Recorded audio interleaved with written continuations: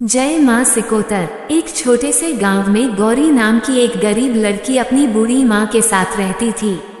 उनके पास एक छोटा सा घर और थोड़ी सी जमीन थी जिससे उनका गुजारा चलता था। गौरी हर दिन सच्चे मन से माँ सिकोतर की पूजा करती थी। गांव में एक घमंडी जमींदार रहता था जिसे अपनी ताकत पर बहुत घमंड था। वो गरीबों पर अत्याचार करता और उनकी जमीन हड़प लेता था। एक दिन उसकी नज़र गौरी की जमीन पर पड़ी। वो गौरी के घर आया और बोला, कल तक ये घर खाली कर दो वरना तुम्हें जबरदस्ती निकाल दूंगा। गौरी डर गई लेकिन उसने हार नहीं मानी। रात को उसने दिया जलाया और माँ सिकोतर से प्रार्थना की, हे माँ, मेरे पास कोई सहारा नहीं, अब आप ही मेरी रक्षा करो।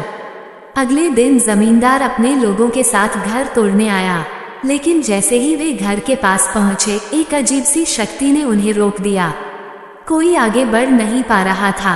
कुछ लोगों को चक्कर आने लगे तो कुछ डर के मारे पीछे हट गए। उसी रात जमींदार को एक सपना आया। सपने में माँ सिकोतर प्रकट हुई और बोली, निर्दोषों पर अत्याचार करने वाले का अहंकार मैं खुद तोड़ती हूँ।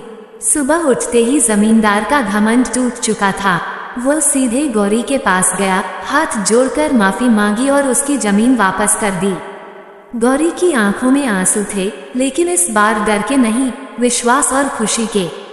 उसे यकीन हो गया कि माँ सिकोतर हमेशा अपने सच्चे भक्तों के साथ रहती हैं। सच्ची श्रद्धा और न्याय के रास्ते पर चलने वालों की हमेशा जीत होती है। जय माँ सिकोतर।